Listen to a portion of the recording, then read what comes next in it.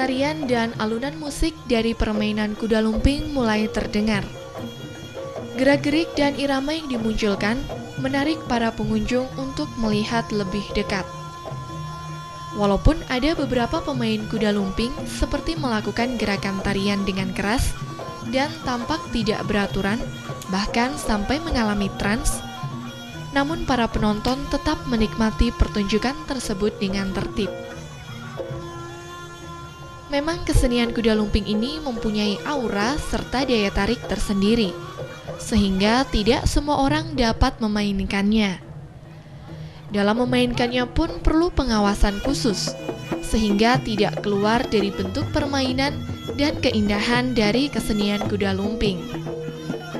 Pada kesempatan kali ini, kesenian kuda lumping menjadi pembuka dari pawai lampion.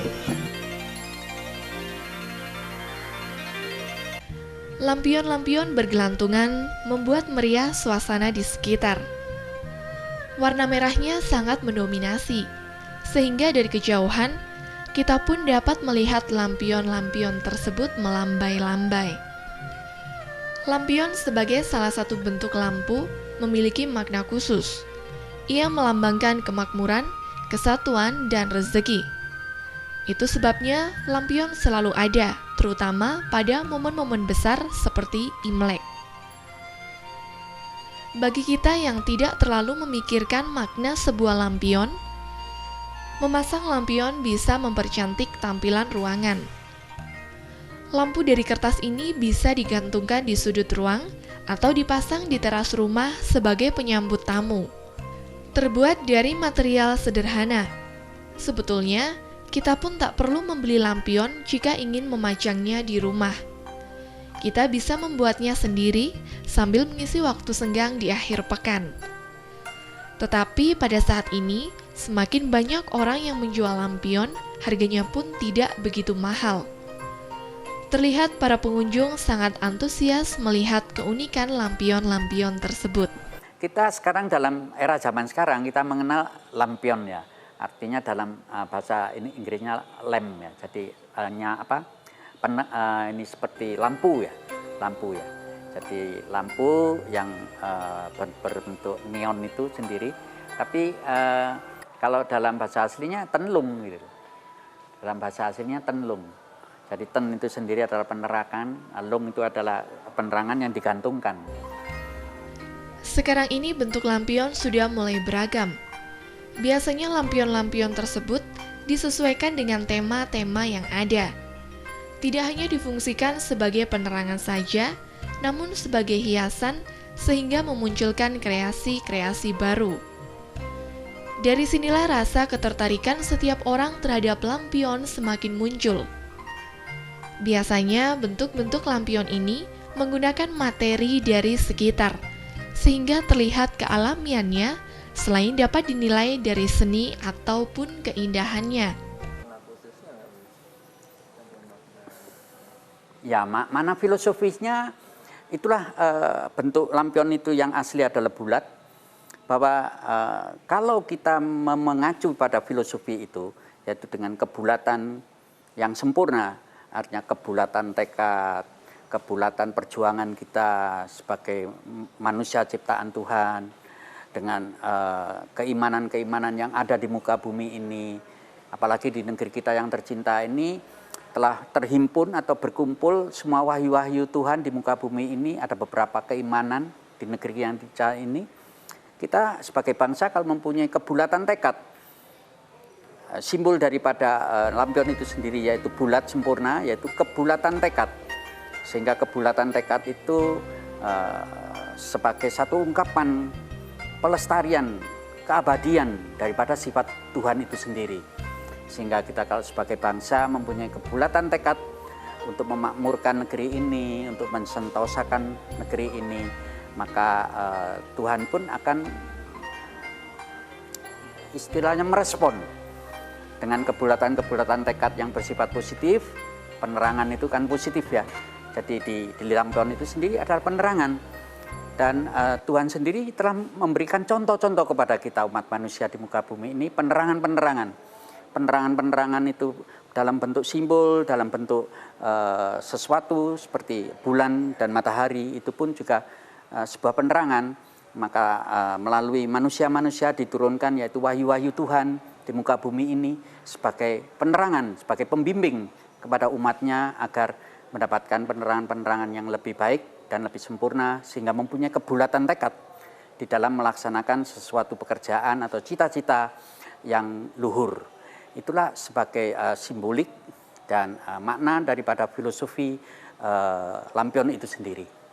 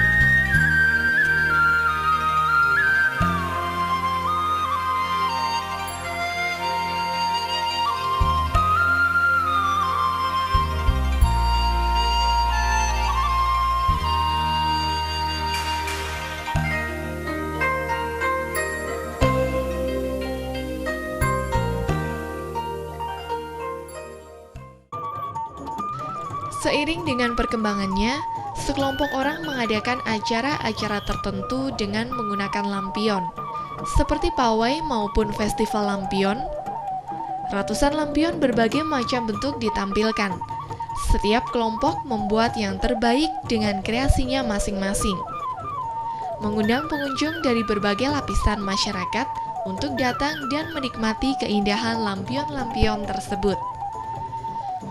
Biasanya pada saat pawai dihadirkan pula jenis kesenian-kesenian tradisional seperti musik kotekan. Musik yang unik membuat pengunjung lebih bersemangat berada di tempat tersebut. Musik kotekan ini membutuhkan keterampilan, kekompakan, dan saling bersinergi antara pemain yang satu dengan yang lainnya, sehingga memunculkan keharmonisasian yang indah dan enak untuk dinikmati.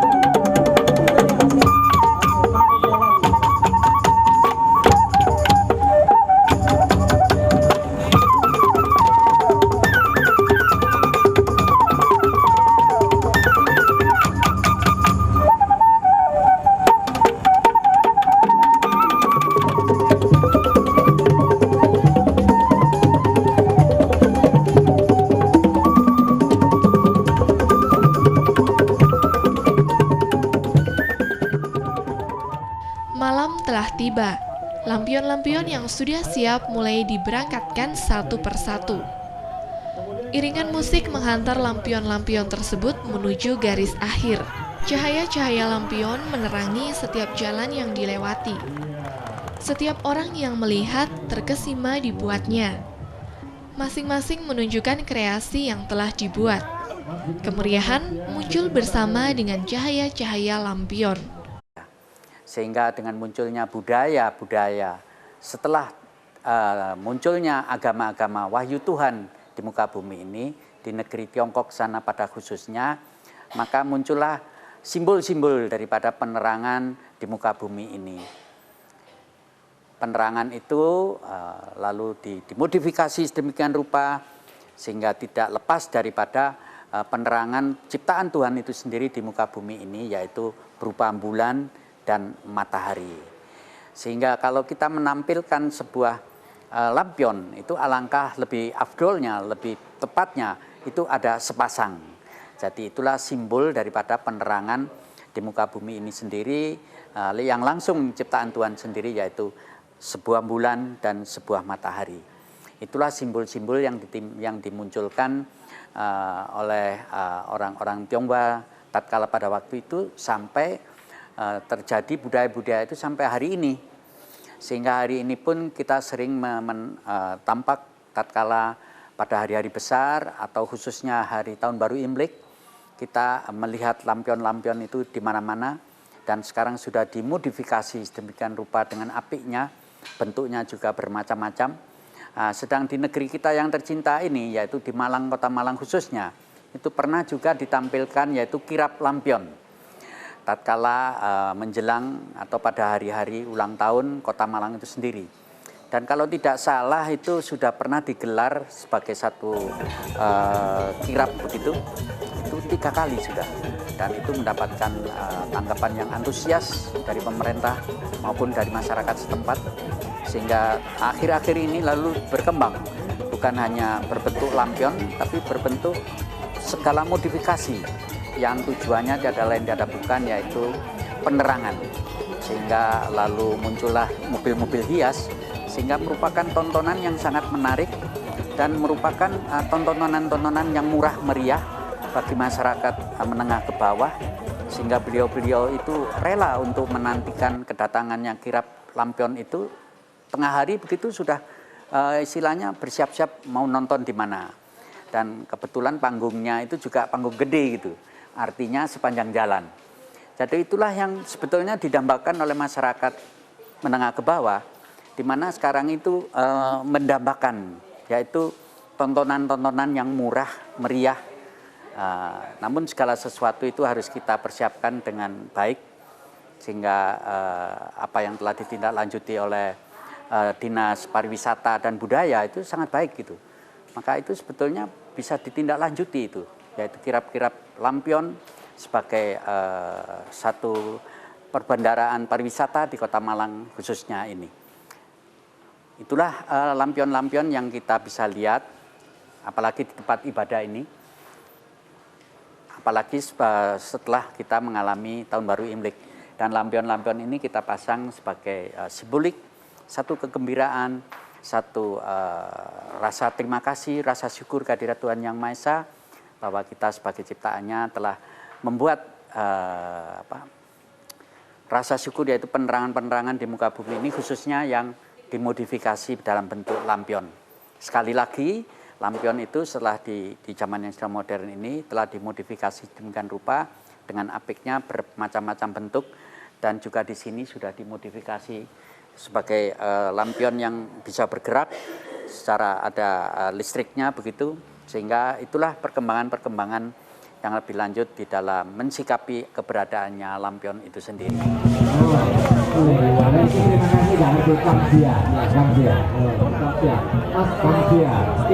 tidak ada pemuda loh, usia sudah lanjut mereka ini, tetapi dengan semangatnya ingin memeriahkan Hauti Malang yang Di saat malam, lampion-lampion yang dinyalakan akan tampak menawan dan mempunyai suatu keindahan tersendiri. Kini, lampion ini telah berkembang hingga dalam berbagai bentuk dan ukuran raksasa, memberikan tontonan serta nuansa berbeda. Nuansa ini juga selalu diikuti pertunjukan seni budaya dari masing-masing daerah, sehingga memunculkan ciri khas tersendiri. Di mana lampion itu kita tahu di dunia ini bahkan merupakan satu budaya yang asal-usulnya memang dari Tiongkok sana. Dan memang kita sebagai bangsa dan di sebuah negara atau di negara mana saja, sebelum kita mengenal listrik di dunia ini, tentunya kita mengenal yaitu sinar cahaya yang buatan Tuhan Yang Maha Esa pada diri kita, manusia ciptaannya di muka bumi ini adalah dua penerangan besar, yaitu tatkala malam dan siang hari. Kalau malam hari kita menemukan yaitu penerangan dari ciptaan Tuhan Yang Maha Esa, yaitu bulan sendiri. Dan kalau siang hari jelas kita mendapatkan penerangan dari matahari. Pada masanya, lampion dipakai pada saat ronda malam untuk mencari buronan kejahatan. Lampion ditambah tulisan Mandarin dan berwarna merah. Biasanya digunakan di kelenteng pada waktu tanggal 15 bulan 7 dan Imlek. Untuk tanggal 15 bulan 7, biasanya dipakai lampion berwarna putih untuk penerangan para arwah. Sedangkan untuk Imlek dipakai warna merah. Ya, memang munculnya lampion itu sendiri asal-usulnya memang untuk penerangan. Perlu saya jelaskan di sini ya. Di Tiongkok memang merupakan negara yang tua. Dan di sana kalau kita lihat pelestarian daripada literatur kuno itu lestari sampai sekarang. Dan kalau menurut hemat saya, itu semua wayu-wayu Tuhan atau tradisi-tradisi budaya yang sudah kuno itu tidak dipolitisasi, tidak ditambah maupun dikurangi. Namun kalau nanti ada modifikasi, yaitu sepanjang perkembangan zaman itu sendiri. Namun maksud filosofi daripada lampion itu sendiri tiada lain tiada bukan adalah sebuah penerangan. Dan penerangan itu asal-usulnya juga wahyu-wahyu Tuhan yang telah diberikan kepada umat manusia di muka bumi ini. Yaitu khususnya tadi yang dari awal saya katakan bahwa penerangan di muka bumi ini adalah dua bentuk bulat. Kalau malam yaitu bulan, kalau siang hari yaitu matahari. Sehingga dengan kebulatan itulah kita sebagai manusia telah terbimbing oleh Tuhan Yang Maha Esa dengan kebulatan tekad, maka semua cita-cita maupun semua cita-cita luhur itu Tuhan pasti akan merestui dan dapat terwujud.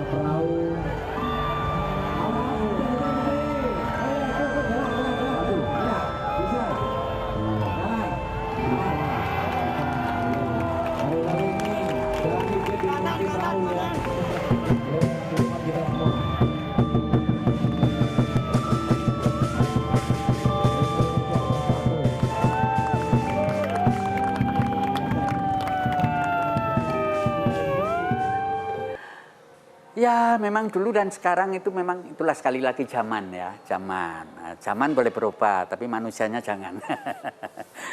Nah, itu memang perubahan zaman. Jadi pada waktu Orde Baru itu memang terjadi yaitu pelarangan-pelarangan dari budaya, tradisi, pendidikan sampai-sampai kepada agamanya yang memang asalnya dari Tiongkok sana, dari daratan RRC sana. Itu ada larangan-larangan yang tidak boleh ditampakkan sampai-sampai kepada nama seseorang saja. Sebetulnya saya ini etnis Tionghoa, namanya juga nama Tionghoa, tapi karena harus dirubah dalam masa-masa Orde Baru, maka nama saya sekarang ketemu yaitu Anton Triono. Itu padahal nama saya yang asli itu adalah saat lahir itu Om Tikwi, dalam perjalanan sebagai menuju dewasa namanya ganti Ong Lai An. Di masa Orde Baru harus diganti lagi nama itu menjadi Anton Triono. Itulah sebagai satu contoh bahwa dalam perkembangan zaman teknologi maupun manusianya boleh berubah, tapi manusianya jangan. Demikian pula adanya budaya-budaya dan tradisi. Semoga tradisi dan budaya itu tetap ada. Seperti di negeri kita yang tercinta ini, tradisi dan budaya sangat bagus sekali. Gitu. Tapi sekarang sudah mulai banyak yang hilang gitu. Seperti kalau masa saya kecil ya, itu bermain dakon. Nah, bermain dakon. Itu kelihatannya sederhana gitu. dari kayu dilobang-lobangi, lalu ada biji-biji dari buah.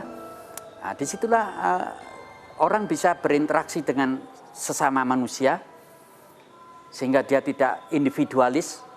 Lalu di situ juga memerlukan kejujuran, karena membagi biji-biji itu pun juga harus sesuai dengan lubang-lubang yang ada. Lalu di mana dia juga kalau meraup biji yang sudah kena itu istilahnya kosong begitu, nah, itu pun juga mendidik kita kejujuran. Lalu individu itu bisa dengan individu yang lain bisa bekerja dengan apik, saling percaya, lalu bisa berinteraksi, sehingga menciptakan kerukunan. Di dalam kerukunan itu bisa menciptakan kegotong royongan. Nah, itulah sebagai contoh-contoh apabila kita telah meninggalkan tradisi budaya yang lama, kita terus terimbas dengan tradisi budaya yang baru, kita pun akan mendapatkan kendala juga begitu. Nah, itulah contoh-contoh yang harus kita lestarikan, budaya-budaya maupun tradisi yang ada sekalipun kuno. Itulah yang saya bisa sampaikan kepada pemirsa Dhamma TV dimanapun berada. Katanya lampion itu ada maknanya, maksudnya ada warna. Sejak dulu hingga sekarang ini bentuk lampion terus berkembang.